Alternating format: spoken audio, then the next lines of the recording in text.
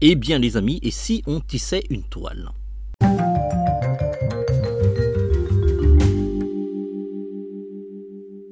Hello les amis, j'espère que vous allez bien. Nous revoilà pour une critique ciné autour d'un film que j'attendais énormément, Spider-Man Across the Spider-Verse. C'est la suite de Spider-Man New Generation qui est sorti il y a quelques années et la suite est enfin sortie. Il faut savoir que ce film est décomposé en deux parties. Vous avez cette première partie, mais il y aura une suite qui est d'ores et déjà prévue. On a eu la chance de voir le film en projection presse unique, presque la veille de la sortie du film. C'est pourquoi cette critique a été publiée un peu plus tardivement, le temps qu'on mûrisse un petit peu notre réflexion.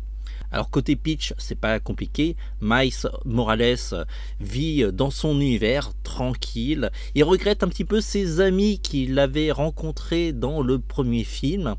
Et il se trouve qu'il va retrouver de nouveau Gwen et elle va l'embarquer dans une aventure bien plus compliquée que le premier film.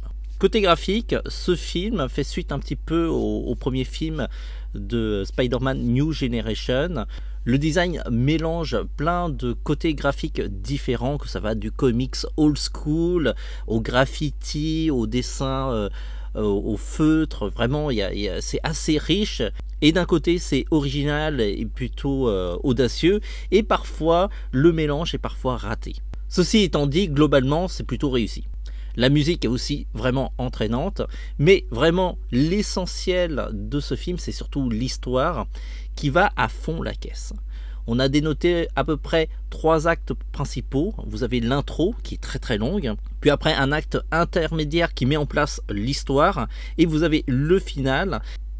Et chaque acte va à un rythme assez endiablé.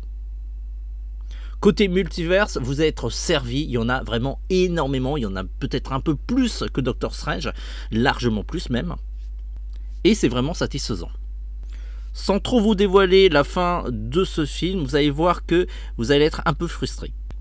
C'est quand même pour la bonne cause, parce que l'histoire est vraiment géniale. On lui donne la note de 4,5 sur 5. Le film a quand même un gros défaut, c'est qu'il faut voir le premier film pour apprécier cette suite.